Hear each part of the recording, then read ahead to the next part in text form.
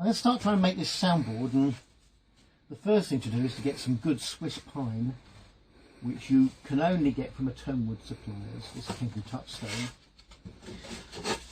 And what I've got to do is join the two halves together.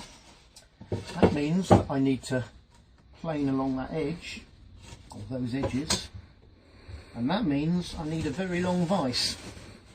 And by far the easiest thing, I reckon, is just to make one.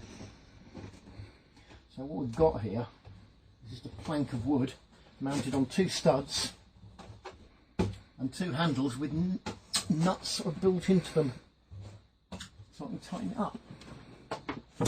Next thing I'm going to need is a decent sized plane. And you are trying to get these really straight. So, the longer the better. And what I'm going to do is plane those. And mostly what I'm doing is I'm listening.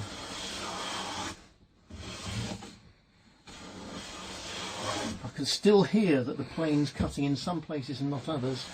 Mostly now it's cutting along the entire length, which means we should be nearly there. Or not. That sounds not too bad. And then to find out whether you've got it right or not, you take the two boards, put them together the way they're going to go, hold them up to the light, and you shouldn't be able to see light through there. I can see a bit of light through there, so I'm going to do it again. At the point where you can't see light, at that point you can say they fit. And it's going to be a good fit. It's a few millimetres thick, and the only way it can be joined is by gluing along the edges.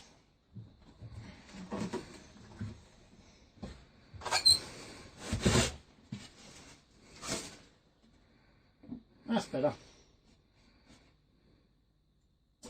So what I would do now is put glue along these two edges and just stick the two together. I've no intention of doing that in the middle of the day because it needs overnight to dry. And over here we've got Blue Peter. We've got one we prepared earlier.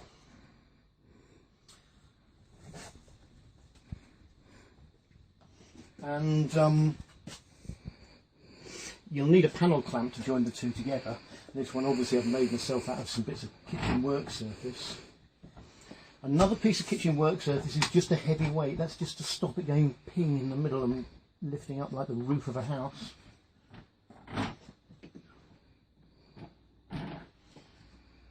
Once I've slackened a tension off a bit, I can take that weight off.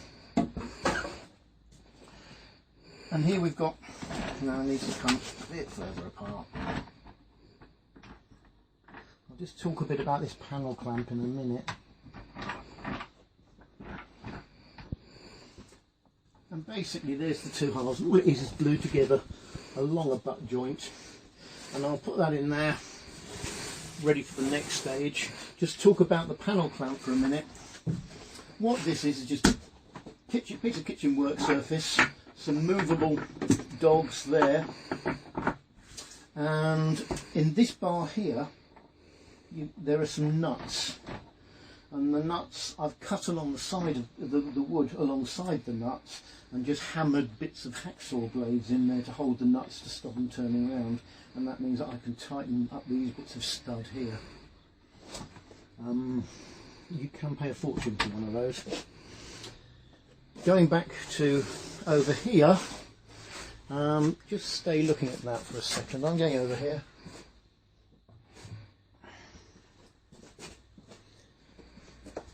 The next thing that I would do is to cut out the shape that I'm going to need roughly.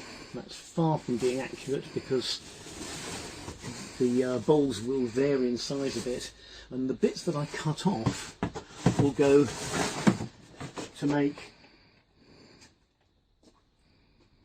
the reinforcing struts that go across the soundboard at the end, so they're made out of the same wood.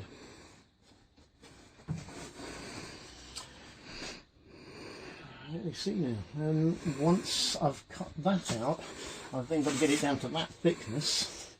Now that thickness is about 2 mils.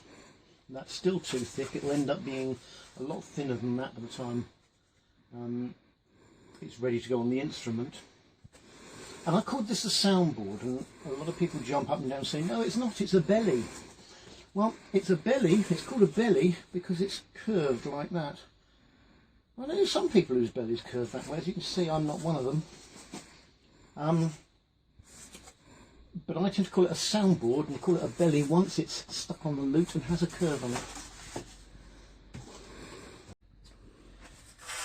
I've got this soundboard here. I've done one layer of French polish just to protect the surface. The original Renaissance ones had nothing on them, but they get a bit grubby, so one layer just helps to keep it. And that's what I'm cutting out, but you have a picture of it on the back and you cut through that. So you start off with chipping cuts to establish all the corners. Once you've got, I'll just do 2 corners here, and you're taking a chip out of there,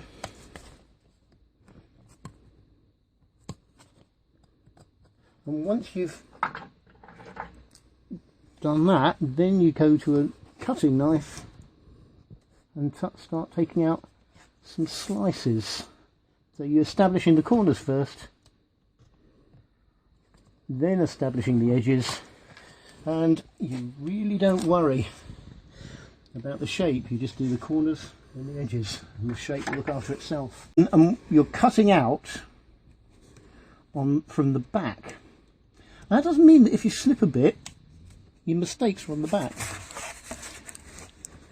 By the time the shape's actually popped out there, all you're doing from the front, if anything, is just tidying up the edges a bit, working with the grain. Sometimes you're going to go straight across it, but don't ever go that way. And that's it, really. Once you've finished carving the rose, the next thing is to take all these struts and glue them on. And some people just hold them down with weights. I put them on one of these things, basically, so that I can save space. Once they're on one of these, I can hang it up on a wall whilst it's drying. And again, it will need at least overnight to dry.